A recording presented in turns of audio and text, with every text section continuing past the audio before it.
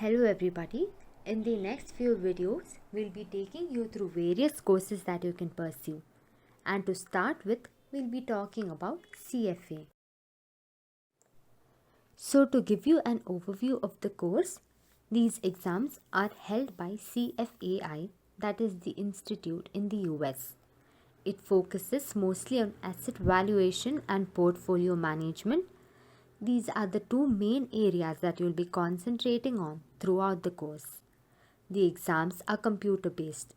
December 2020 will be the last paper based exam, and from Feb 2021 the exams will be computer based. Format of the exam is MCQs. So you will have a set of around 180 questions, 90 in the morning session followed by a 30-minute break, and again 90 questions in the afternoon session. So you will have 3 options to choose from, and there's no negative marking for a wrong choice.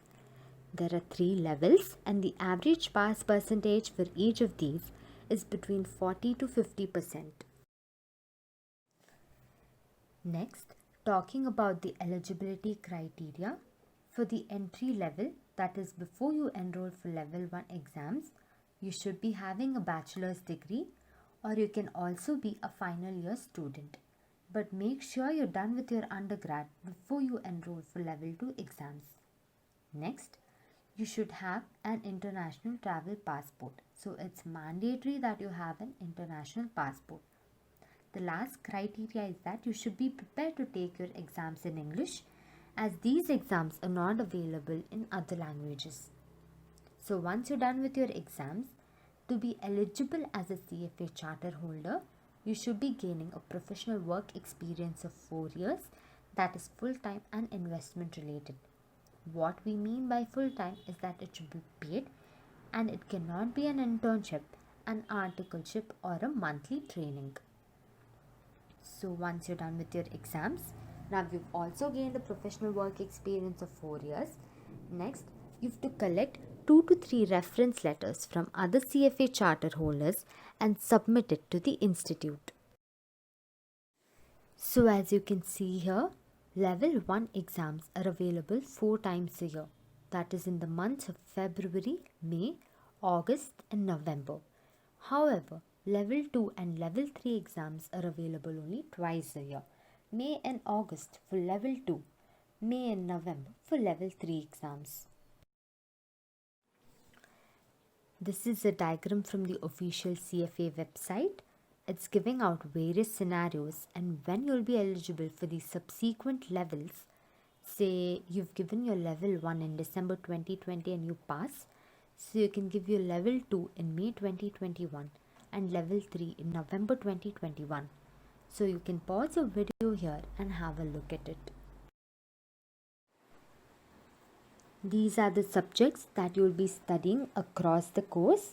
So there are around 10 to 11 subjects, and they'll be common in all the 3 levels. Obviously the intensity and the weightage will differ in each level. The table here shows the weightage of the subjects in each level. Talking about the fee structure next, you'll have to pay a one-time enrollment fee of $450. That is to be paid in addition to the exam fees.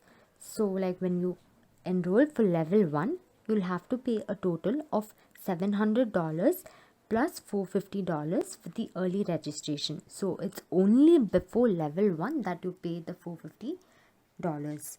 And from level 2 onwards, it's just the exam fees of $700 for early registration and $1,000 for standard registration.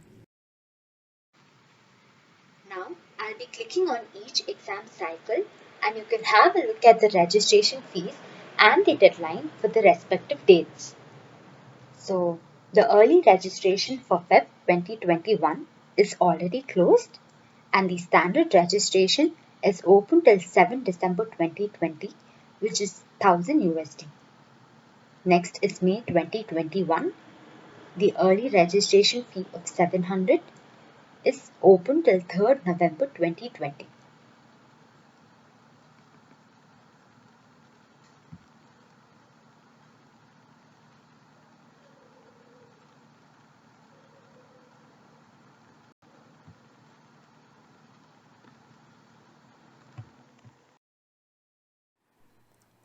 So the various job sectors that you can explore once you're done with the course is investment banking, equity research, portfolio management, wealth management, or you can also get into commercial banking. The options are huge.